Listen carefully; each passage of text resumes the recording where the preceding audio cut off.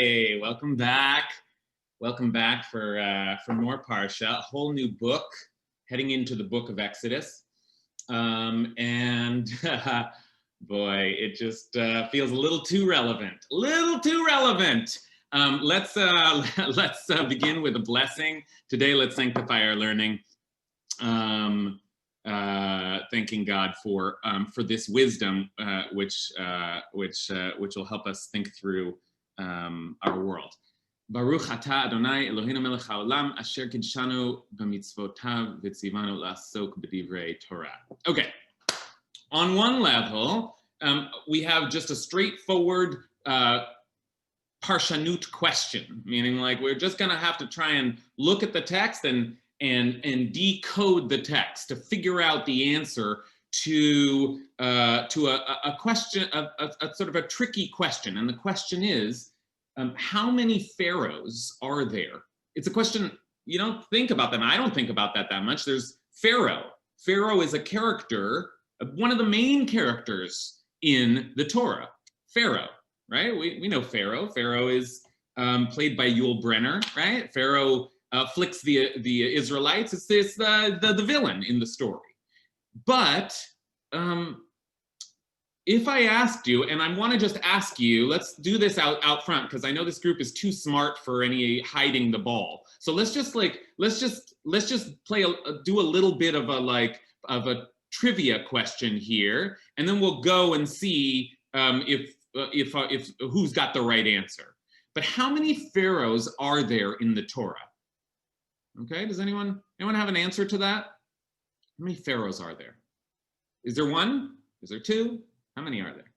Two pharaohs. I see Hal saying two. More than. Matt says more than two. How many are you going to guess, Matt? No. Okay, so far we have two pharaohs on the table. Hal, you said two. Who are the two? The one who knew Joseph and the one who didn't know Joseph. Okay, so we're going to head there. We're going to head there immediately. The very first few lines of the Exodus seem to indicate that there's suddenly a transition, and actually part of the story rests on the emergence of a new pharaoh. Okay, does anyone else have any other answers before we go forward? I'd say more. I'd say more than six, because they mentioned a Paro during Abraham's time, and that pharaoh must have lived and died.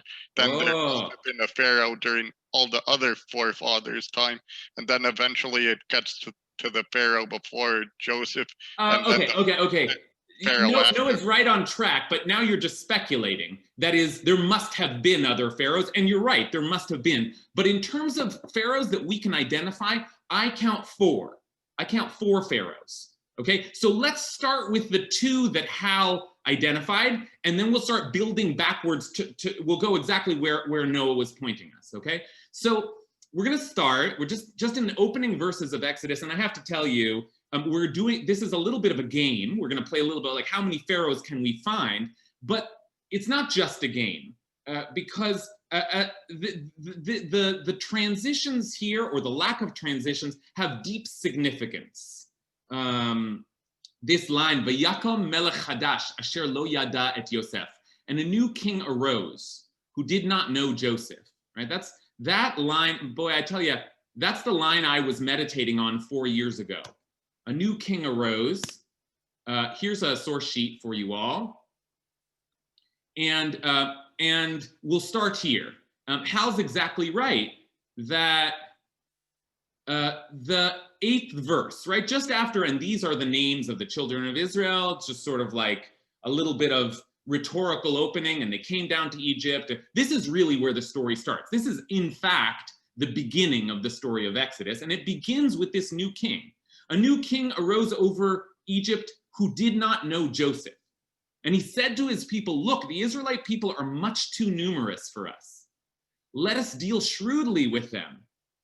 Hava nitchakma. Let's get wise so that they do not increase. Otherwise, in the event of war, they may join our enemies in fighting against us and rise from the ground." So they set set taskmasters over them to oppress them with forced labor, and they built garrison cities for Pharaoh. Okay, so you can see the era of slavery beginning, and this is the Pharaoh who began it, right? This is the Pharaoh, this is the villain. This is the bad Pharaoh, okay? So that's a new king. Now, a new king arose, and who was the old Pharaoh? The one that did know Joseph. And we heard about that Pharaoh at the end of Genesis, okay? So that Pharaoh is not responsible for all of the misery of Exodus. That was, if you'll forgive me, and this is, I'm gonna try and ask this question as we move through the Pharaohs. This is a far too simple a way of putting it, but that was the good Pharaoh, and this is the bad Pharaoh. Okay. However, not so fast, says Rashi. Not so fast. There's a very well-known Rashi here, and I want to spend some time thinking about what the implications of this Rashi are. Rashi says a new king arose, Vayakam melech hadash. Rav and Shmuel debated this. Rav and Shmuel are two rabbis, Amoraim, rabbis in the Talmud. Chad amar chadash mamash. One of them says, yeah, it was a new king. The other one, though, said he instituted a new set of laws. It wasn't a new king. It was a king who changed a new regime, changed the laws. So things got new. Well, but wait a minute. We read that the king didn't know Joseph. So that second opinion doesn't make any sense, right? If he didn't know Joseph, the last king did know Joseph. But Rashi comes in and says, well, didn't know Joseph, according to the second opinion, the king who wasn't new but made a new, that changed everything, he made himself, asa et atzmo ke'ilu, he made himself as if he didn't know Joseph. Okay, so we've already got a debate on how many pharaohs there are, right? Like, are there two pharaohs, or is this just one pharaoh? Now, what a strange thing to say. What is this other? It says there's a new king, and the new king didn't know Joseph. Why the second opinion? Why? I assume it's Shmuel's opinion, although they don't assign them. But why the opinion? Why offer the idea that there was one king, and he changed. He didn't transform. Yonatan, what do you think? Because God forbid that we should see an example of a righteous goy in the Torah. That would be terrible. Okay, maybe that's it. Maybe it's that if we say that the new Pharaoh is bad, right, my simplistic dichotomy there, then it seems like the last Pharaoh was a good Pharaoh. And part of what we're saying is the problem is this guy. There's some psychopath emerged and changed everything. Okay? And Yonatan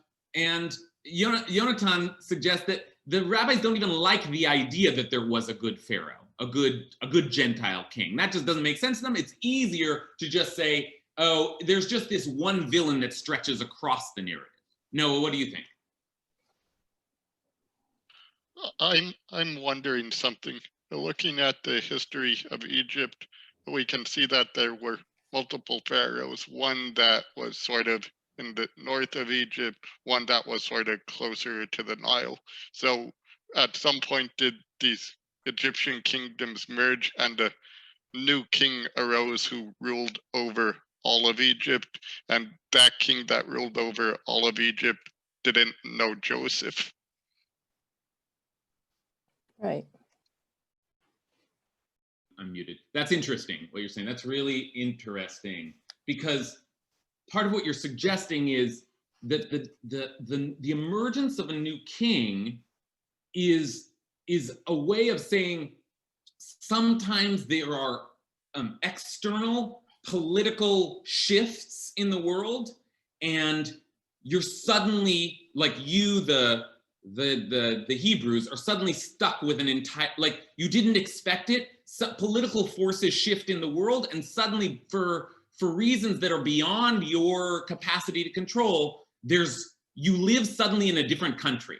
Because it isn't just, oh, there's a new guy, but actually there's been a takeover. And that's another way of thinking about, again, the implications here are serious, because what we're thinking about is how does an oppressive regime emerge? Is it a personality? Is it a political movement? Or can things just change in a country and suddenly the friends that you thought you had are no longer your friends? Jen, what do you think? Yeah, I mean, I think that's kind of what I was going to say, is kind of on the lines of that, is don't expect that we're going to make the leaders happy enough that they're going to treat us justly. That in some ways, there's also the idea that this is leading to the idea that we need a land of our own, where we have our own rulers, and where that land, the rulers are in relationship with God.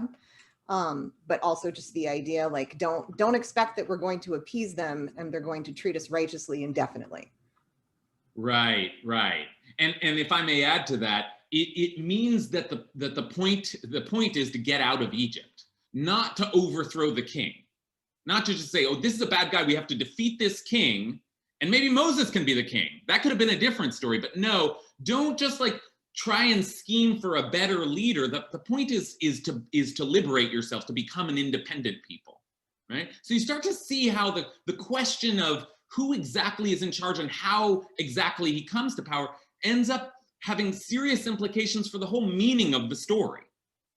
Okay, so now let's go back and start to trace the movement of the pharaohs and the shift in leadership, and just trying to take account of like what this figure, the pharaoh, means in the whole story of the Torah. Now, before we go back and follow Noah's pointing us to the story of Abraham, I asked you, why would someone say that there wasn't a new king, but the king had just transformed? And you gave me some good reasons. The reason given in the Talmud, remember Rashi often just quotes from the Talmud, the reason given in the Talmud, I think is not so good. It doesn't look so good, although, I want you to see it because it may become relevant for us later on. So this is where Rashi's drawing from, the Talmud in Sotah. There arose a new king over Egypt who knew not Joseph. Rab and Shmuel debated. This is exactly what Rashi quotes. One said this means he was actually a new king. The other one said he instituted a new set of laws.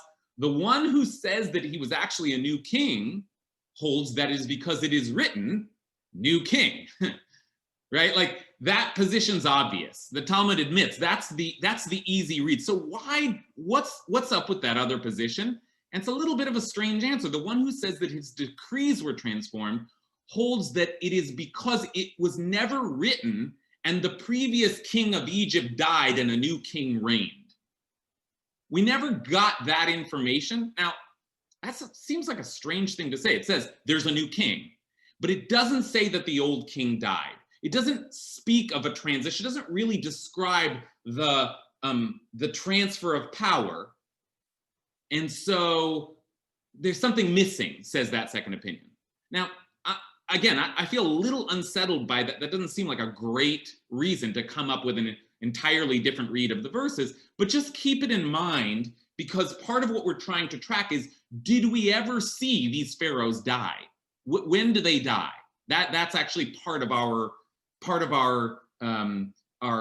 reckoning as we move through these pharaohs. But let's now start doing some counting. Susan, what do you think? Well, I'm just still back to the way it's stated. A new king rose up, not that there was a death and then somebody superseded him, but it certainly implies that it was a coup of sorts, particularly since he didn't know Joseph, because if it had been the king and his son or whatever, Joseph was an important player. This was somebody who came in by force, took it over. Anyway, that would be what I would say. Good, awesome, that's awesome. Susan, very, very keen reading there, because that is part of the problem, right? The Talmud just says, oh, there was no death, but Susan understands that second opinion is looking at more in the narrative. What does it mean that the king arose? What do you mean arose? It's just isn't it the one country? There is a new king, right? Because it's time. The other one died. You should have told us why the king arose and didn't know Joseph. So that second opinion says he acted as if he didn't know Joseph. But if we think about it, says Susan, even a new king would have known who Joseph was as the leader of Egypt, right? Like second in command, a major figure in Egyptian history who saved the country from a famine. What does that mean? You don't know who that is. So all of those, it seems like, wait a minute, this doesn't just seem like, the next guy wasn't as nice as the guy before. It seems like something, and when he arises, what does he do? Come on, let's scheme, let's get these people, something's different. Some major kind of shit, maybe a kind of a coup or revolution has happened. Matt, what do you think?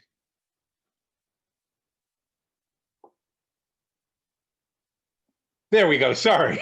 I've always read that as there was a long time where kings remembered Joseph. Some length of time, not one pharaoh, but this is how, when I was just reading it, when I was not working Torah, and then at some point there was a pharaoh who rose who didn't remember Joseph, didn't remember what was done. So I always saw that as a long length of time, not an instant.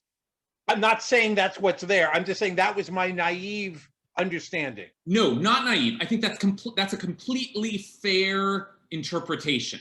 And Noah was going in, was playing around in this way too. Wait, maybe pharaohs are there's one pharaoh after another, and we don't actually know, we don't keep track of all of the movement of the pharaohs.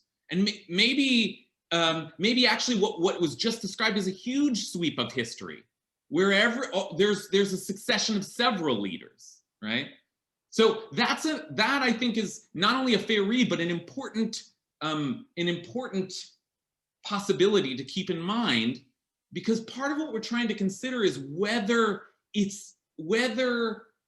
we really are meant to be keeping track of one figure and one personality at all, or if it's just Pharaoh is a stand-in for an institution, just sort of like a leadership structure that like is constantly shifting and can at any moment destabilize and turn into something dangerous. Okay, so that's great. We got a lot now of possibilities, but just note that Matt and maybe Noah's version has many pharaohs, whereas we are also seeing an opposite tendency, which to collapse all the pharaohs into one. Okay, so is there one pharaoh, or is there two, or is there four, or is there six? All right, so let's start counting. And now I would ask you, well, where's the first pharaoh? Where do we find the first pharaoh?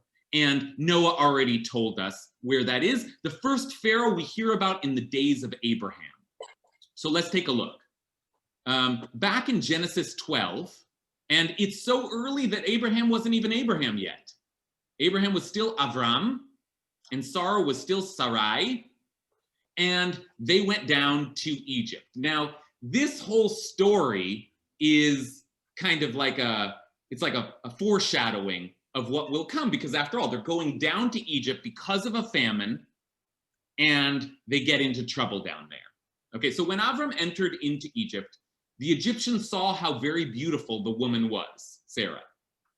Pharaoh's courtiers, I never know how to say this word, I don't even know why it's there, but Pharaoh's people saw her and praised her to Pharaoh. Okay, same word, Pharaoh. That's the first usage of the word Pharaoh in the Torah. Pharaoh's courtiers saw her and praised her to Pharaoh, and the woman was taken into Pharaoh's palace. And because of her, it went well with Avram. He acquired sheep, oxen, donkeys, male and female servants, female donkeys, and camels. But the eternal afflicted Pharaoh and his household with mighty plagues on account of Sarai, the wife of Avram. Now, talk about foreshadowing, right? Mighty plagues. Negaim gedolim, great afflictions. Pharaoh sent for Avram and said, "Why have you done this to me? Why did you not tell me she was your wife? Why did you say she is my sister, so that I took her as my wife? Now, here is your wife. Take her and be gone. And Pharaoh put men in charge of him, and they sent him off with his wife and all that he possessed. Okay, that's the first Pharaoh. Now, what are we to do with that first Pharaoh? And again, I'm going to ask the sort of like klutz kasha, the sort of simple question here, which is like, is this Pharaoh evil? Is he a bad guy, or is he a good guy, or is he neutral? What do you make of that Pharaoh? Rachel, I see you have a hand up. I don't know if you're speaking to this question. Not totally, no, but just a simple answer to the idea of like, he did not know Joseph. I feel like I could say today, Ted Cruz does not know the Constitution. Like, obviously he knows it. Does he understand it? No. Was he lying, like literally lying? Yes. So I think there's a way you could be like, he does not know our and it's not necessarily literal. It's like, does it matter if you're aware of it, but you don't understand it? And if Joseph was a symbol of like the Pharaoh listening or an understanding, and dreams are such a high level, like,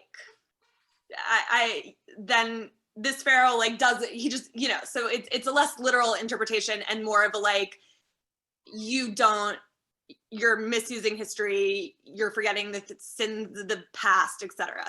Right, and I would just say, like, so well said. And I would just say it's like the accurate statement is not that Ted Cruz doesn't know the Constitution, but asa et atzmo ki'ilu lo yada. He makes himself like he doesn't know it, right? And that's the danger here is not that he doesn't know Joseph, but that he's like, oh, what was that alliance? What was that friendship? What was that? No, those loyalties are not important. Like suddenly new Pharaoh, who this? Like, yeah. I don't. Yeah. Okay, okay, so let's leave that now and turn back to the Pharaoh in Genesis. So is this Pharaoh, or this is like, if you know the story of Exodus and you read through, you're like, oh my gosh, there's Pharaoh. It's Pharaoh. The villain. But is this a villain? So what do you think? Is this a villain? No, what do you think? I think we can really, with the Abraham Pharaoh, we can see him in a similar lens to Ahasuerus in the Purim narrative, where he's throwing this huge party. Mordecai wants Esther to go in and change the laws. Abraham's acting out of fear that the king gets whatever he wants, and if he knew it was his wife, would have him killed or something. So we can put all these lenses on the Paro narrative, but who's to say which one is the right lens to view it through? Okay, good. The mention of Ahasuerus, the king in Purim, is helpful because that king, when we read the story of Esther, Ahasuerus doesn't seem to be a wicked man so much as just a sort of like a self-indulgent, he's a tyrant, but he doesn't have any particular schemes other than his own pleasure and enrichment, right? And that's an important distinction. We can separate out the Pharaoh who wants to do harm. Who wants to do harm in the Purim story? Haman. Haman has it out for us. King Ahasuerus is just all powerful. And that might, Noah suggests, be a good read of this first Pharaoh. This first Pharaoh is not particularly wicked. He just can do whatever he wants, including snatching your wife, and that's dangerous. Now, I must say, someone who is willing to snatch your wife, we might just say, is an evil person, right? Like we spend a lot of time like, how did Avram say that she was his sister? Avram's a coward and he sacrificed it. But like, what ends up happening in the narrative is that Avram and Sarah are entering into a land where the king can just take whatever he wants, can just take your wife. So what is the line between sort of all powerfully self-indulgent and then actually wicked? I think that's a hard line to draw. But okay, more thoughts on this Pharaoh. Who is this Pharaoh to us? Isra? Yeah, I think I want to come out and take a stance and put a stamp of good on this Pharaoh, because he has the power to probably take Sarah or Sarai, I forget what her name is at this point, but and he doesn't. And it makes me think of also the Nozze di Figaro, the marriage of Figaro, and the feudal rights of the Lord. And, there are certain things that someone in power could do. I'm not sure. I don't really know about that era, but I would assume that it would have been fine unless was there some other moral code. So anyway, it seems like this Pharaoh is operating on some other moral code that is not clearly written to me anywhere. But anyway, I think it's good. And he even kind of turns to Abraham and says, why didn't you tell me? So he's holding himself to some standard, and I happen to agree with that standard. So anyway, I would say good. Okay, great. That's very well said. That is, this Pharaoh lets my people go, right? And sort of unprompted, he realizes what's happened. He says, oh my gosh, I didn't mean to take your wife. I just meant to kidnap your sister, right? But like, now that I know it's your wife, get out of here, get out of here. I mean, he seems annoyed. He doesn't seem like particularly generous of spirit, but in the end, as Esther says, he's holding himself to some standard of decency, and he does free them. And actually, they leave with all their wealth. So this Pharaoh certainly doesn't seem as bad. Doesn't seem really wicked in the way that the eventual, the villain of the Exodus story will be. Okay, so that's the first Pharaoh. That's the first Pharaoh we get, and we see a figure who is dangerous, but perhaps not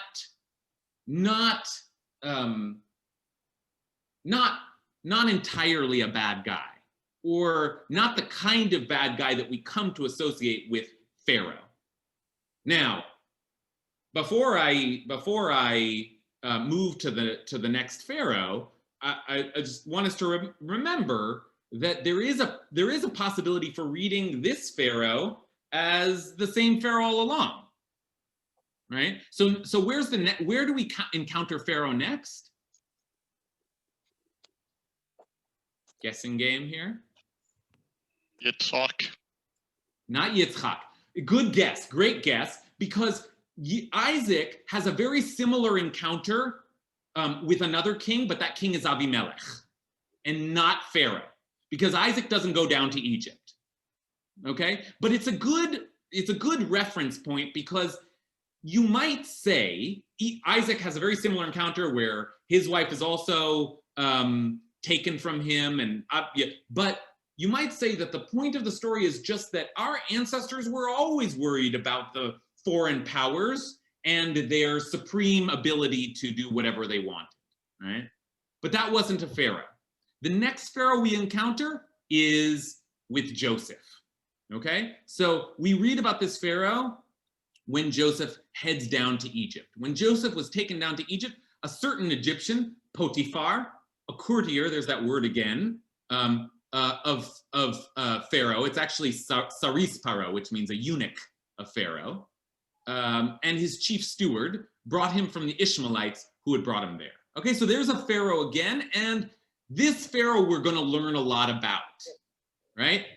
We learn after the Joseph story continues for a while, and then when Joseph gets thrown in prison, we learn again that sometime later, the cupbearer and the baker of the king gave offense to their lord, the king of Egypt, and Pharaoh was angry with his two courtiers, the chief cupbearer and the chief baker, okay? So Pharaoh's sort of hovering around in the background, and Joseph's in Egypt, and there's a king, and it's Pharaoh. And what do we know about this Pharaoh? That he gets angry, and if he gets angry at you, you can go to prison. Okay, so Pharaoh is, again, a figure of danger, right? Just like the Pharaoh in the days of Abraham was a dangerous figure, this Pharaoh too you better stay on his good side, or else you'll end up in trouble.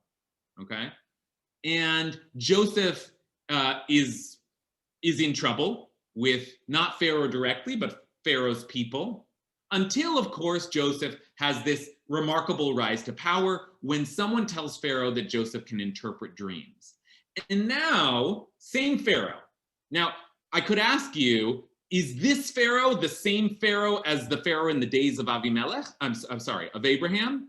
Is this the same Pharaoh? I see Miriam shaking her head. Why not, Miriam? Isn't it sometime later? I mean, right. Good. So as simple as that? Yeah, as simple as that. Presumably, this is a different Pharaoh. They're only ever called Pharaoh. So this sort of like, as a character name, we can imagine that Pharaoh is hovering throughout all of this. Remember, it never says he died. But come on, we're talking about generations and generations later. Abraham, Isaac, Jacob, Joseph. So it's clearly not the same Pharaoh. Okay? So I think Miriam's right. I think we've now seen two Pharaohs, but playing with the same kind of ambiguity that we saw in the beginning of Exodus, we might be uncertain. Like, how do we track exactly how many Pharaohs there have been? Okay, but let's assume it's a new Pharaoh, and in which case we've got two. Now, we only hear about Pharaoh in the background until Joseph is brought in front of him, and then Joseph is really embraced by this Pharaoh. So let's just take a look at the relationship that Joseph builds with the Pharaoh, because this is actually pretty nice. Joseph interprets Pharaoh's dreams, and Pharaoh is so impressed that he says to Joseph, I am Pharaoh, but without you, no one shall lift up hand or foot in all of the land of Egypt. Pharaoh then gave Joseph the name Tzafnat Paneach, and he gave him for a wife Osnat, daughter of Potiphera, priest of On. Thus Joseph emerged in charge of the land of Egypt. Joseph was 30 years old when he entered the service of Pharaoh, king of Egypt. Leaving Pharaoh's presence, Joseph traveled through all the land of Egypt. Now, I want to ask you the same klutz kasha again. Is this a good Pharaoh? And I'm asking it in part because, oh my gosh, look, we're friends with this Pharaoh. Joseph was anyway. Joseph was elevated by this Pharaoh. You're right next to me. You're my right-hand man. And not only that, but here's a new name, and here's new clothes, and here's a wife to marry, and you're one of us now, right? Okay, so I want to turn to you and ask you, is this a good Pharaoh? But I want to that you might say, I can anticipate your answer. Oh, it's not good. He just is using Joseph. He's scheming. It's all political. But then look at like that. This Pharaoh is with us throughout the Joseph story. And when that Joseph story finally comes to a head and it's revealed that it's Joseph and he wants to bring his father and his brothers down to Egypt, when Joseph erupts and reveals himself and cries, we have a reaction from Pharaoh. And it's rather nice. The news reached Pharaoh's palace. Joseph's brothers have come, and Pharaoh and his courtiers were pleased. And Pharaoh said to Joseph, say to your brothers, do as follows. Load up your beasts and go at once to the land of Canaan. Take your father and your households and come to me, and I will give you the best of the land of Egypt, and you shall live off the fat of the land. And you should also do as follows. Take from the land of Egypt wagons for your children and your wives, and bring your father here, and never mind your belongings, for the best of all of the land of Egypt shall be yours. Okay, so there's the Pharaoh in the middle. We had the Pharaoh in the days of Abraham. Was he a good guy? Ezra made a case that he lived by a certain standard. He's dangerous, but he's not exactly an enemy. Eventually, he lets Abraham go. Now, then we've got the new Pharaoh that arises in the beginning of Egypt and starts putting us into bondage, right? So that's a bad guy. But what about this guy in the middle? Is this a good guy? Is this an ally? How do we regard this Pharaoh that actually we spend a lot of time with in the book of Genesis? Okay, Joni and then David Kurtz. Thank you.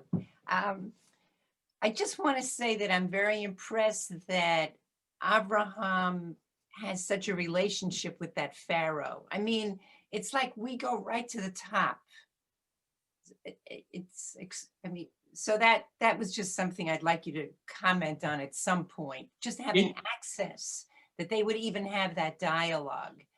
And I think with this Pharaoh, there's a favoritism that is going to bite us. There's something about, your brothers are here, your father, take the best land. And it's going to make trouble, I think, down the road. Okay.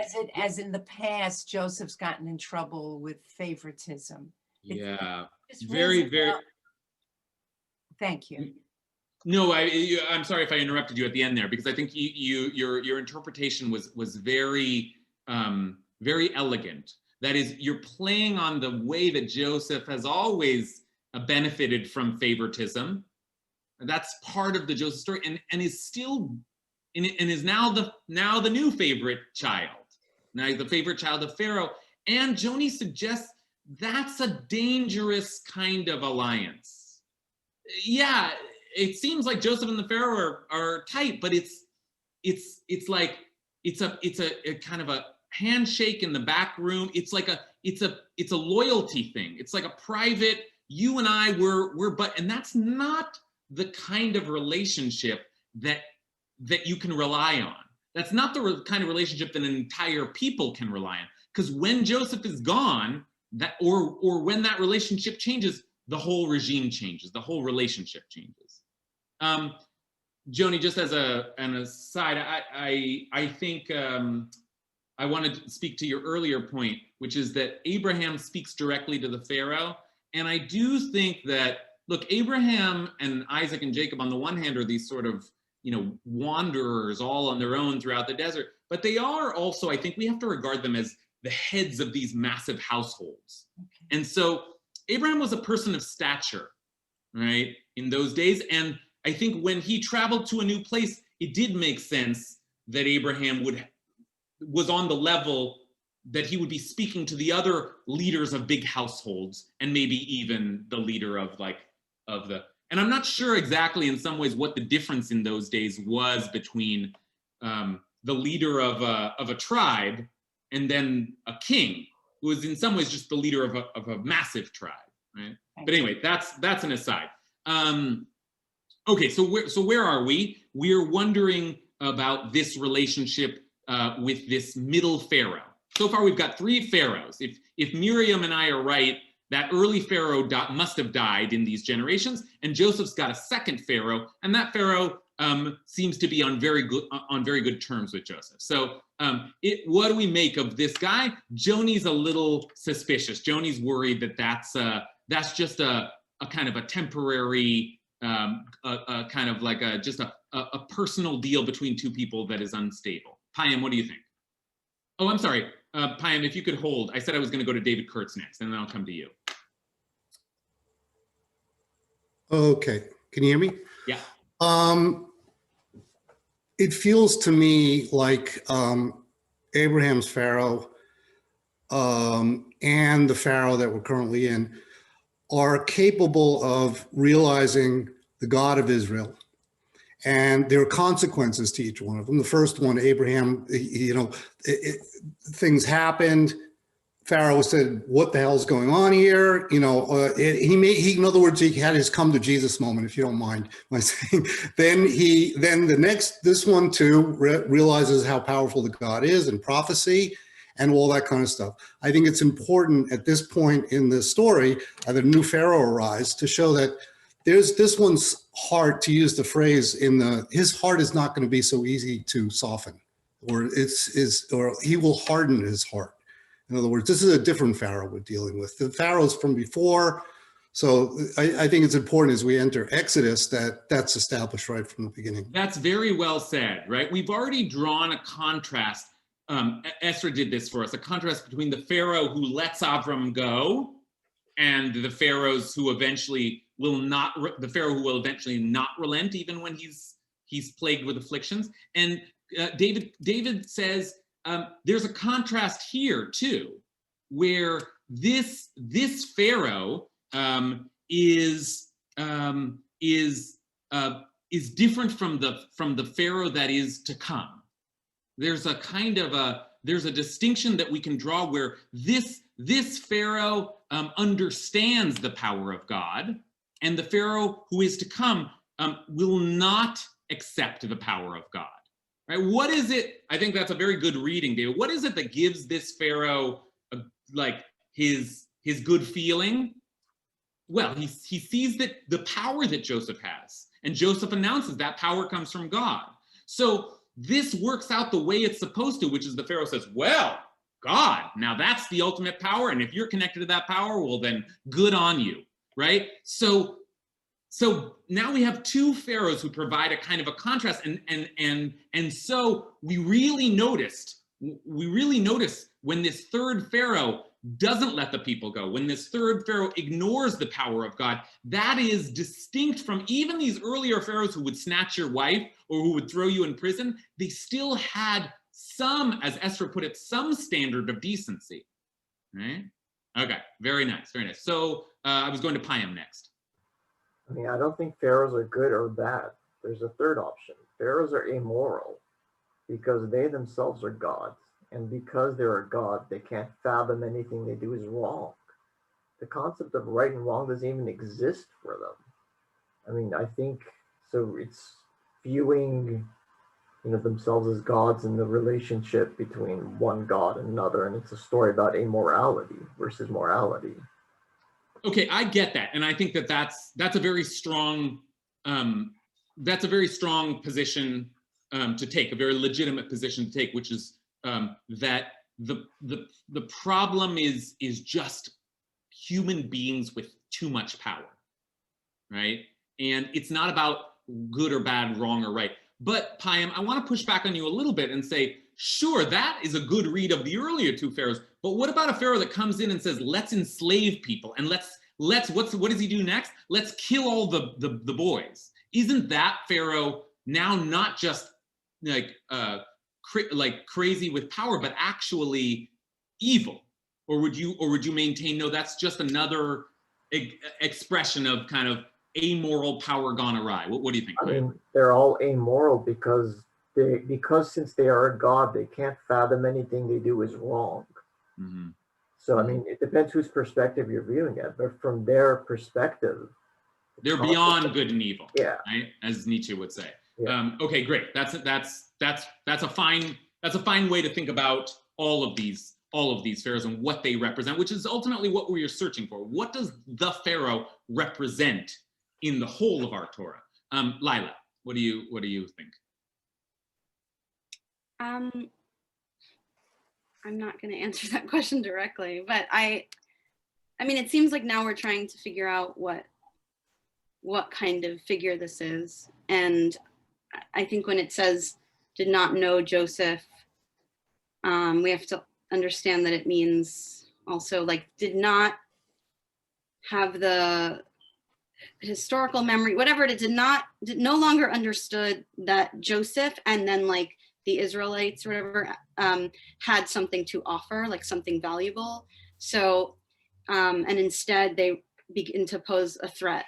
So I think there's that shift, but I'm still also hung up on that question of like, why would I mean, Yonatan offered an explanation, but I'm not totally sold, like why what's at stake for the rabbis in thinking that, in taking the text at face value, like there's a new Pharaoh who did not know the history or didn't remember. Yeah. Are we still answering that question? I'm not sure. No, I think we are, and I think let's put it again to the fore because now that we've like surveyed the story of at least of the second Pharaoh, then what is at stake? Why do the rabbis want to say that same Pharaoh who was good to Joseph, who appointed Joseph, that one of the rabbis imagines that this Pharaoh who brought everyone down to Egypt, suddenly Joseph dies and he's like, you know what? Let's kill all these people. Like, that's a very strange, like, narrative twist, a very strange character. So what do we make? Alec, is that a reasonable account of the transition between Genesis and Exodus? Does anyone have any further thoughts on that? Hal?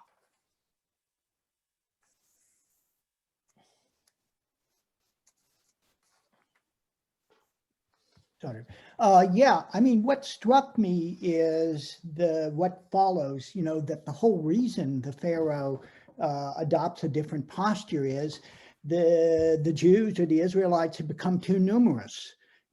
So I mean, that's the big change. Whether they're different pharaohs or not, there's a kind of new sort of social situation, and it just resonates with the anti-immigrant sentiment you see in this country. It's a kind of rise of nativism that propels all of this. Now, why he's more predisposed to it or not, whether that means it's a different pharaoh or not, I don't know. But Kathy has her hand up. So. I'll just sort of Great, jump in. Kathy. Yeah. But the other thing is that I keep thinking about other kind of forces of evil, and it's like Amalek or Esau. That's more rabbinic, but this sort of sense that there are these evil forces that just transcend time and generations and and everything like that. I do think it's kind of interesting that these distinctions, I mean, certainly on the face of it, these distinctions are being made between good and bad pharaohs, but there's a really strong impulse to just goodness or evil transcending generations. And so I can't help but think that that's somehow related, that you want to make them into Amalek or something. Yeah. In other words, Pharaoh becomes a kind of archetype, a figure that we are supposed to consider in some ways independently of the particular story of that Pharaoh. We're supposed to be tracking the way pharaohs can be.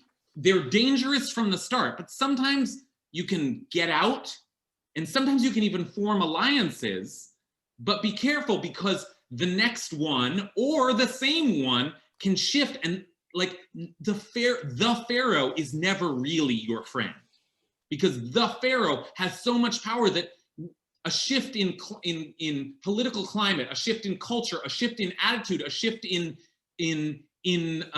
alliance, right? If Joseph dies, then the pharaoh no longer owes anything to that. So whether it's a series of pharaohs or the same guy, we are, these last comments suggest, supposed to just consider the pharaoh is a certain entity in the Torah, and like Amalek, it's an entity that is always there, lurking on the horizon, threatening us. Okay, now we're coming towards the end of our hour, and so far we've only tracked 3 pharaohs, right? The pharaoh in the days of Abraham, the pharaoh in the days of Joseph, and then this new pharaoh that arises, the villain of the story of Exodus.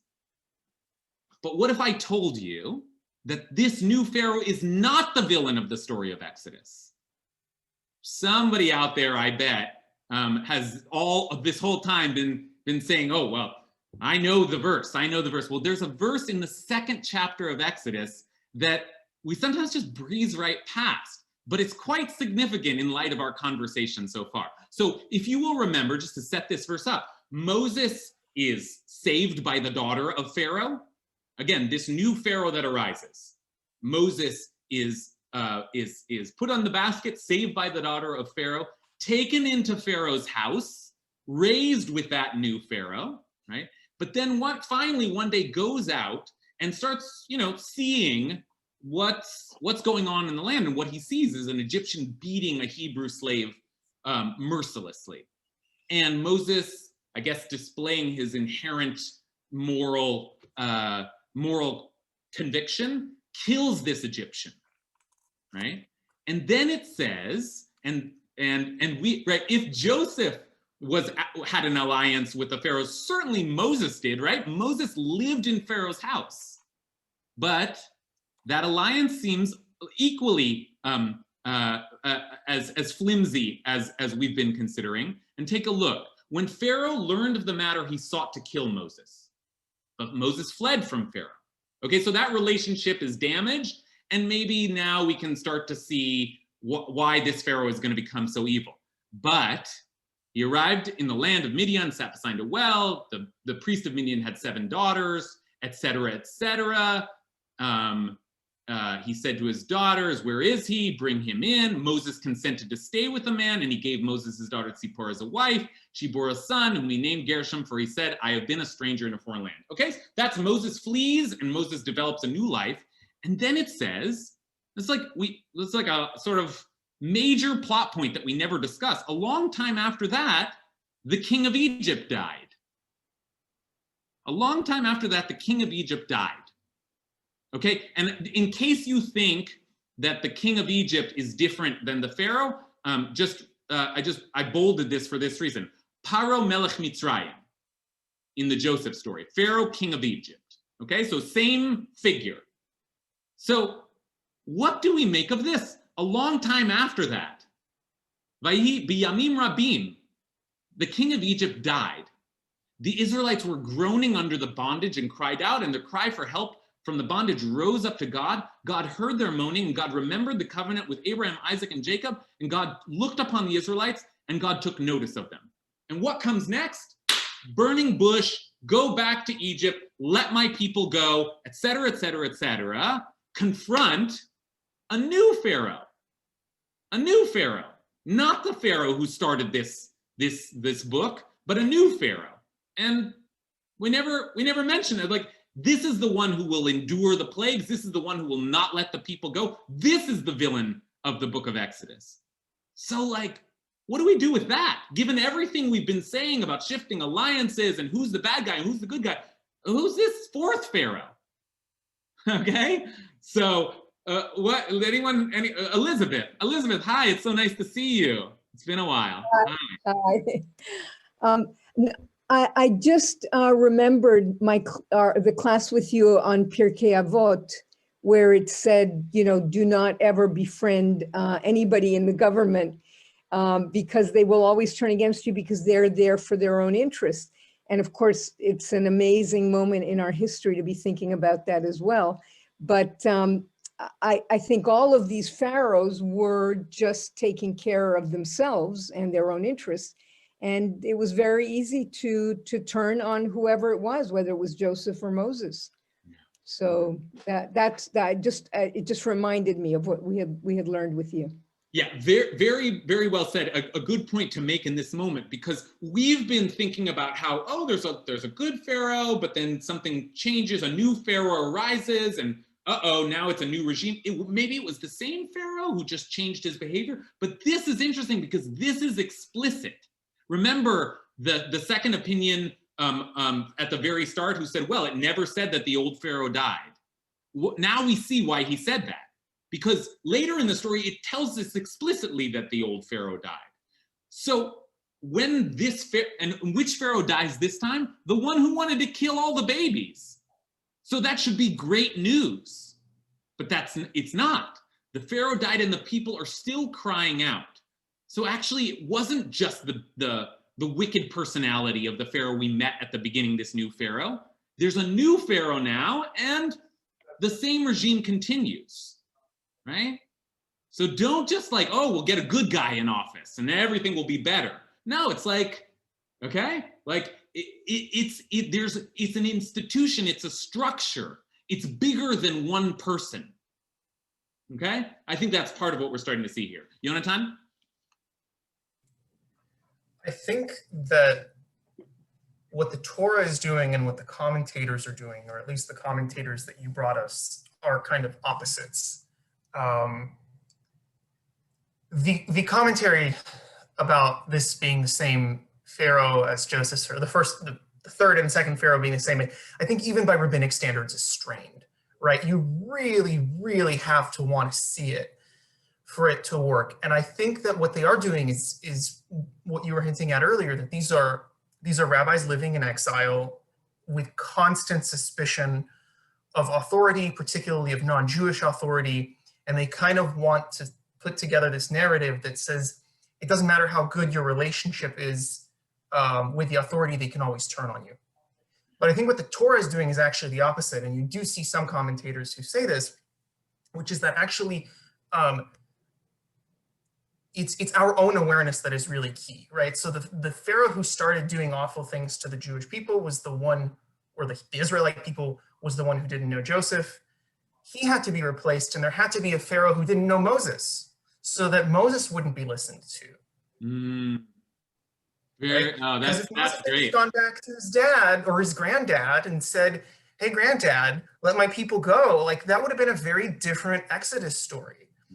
And not only do we know that the Pharaoh didn't know Joseph, but Joseph died and all of that generation had to die before we could be degraded to that point, right? So I actually think that the Torah is giving us a story of the importance of like our self-awareness and our dignity and our ability to liberate ourselves. Yeah.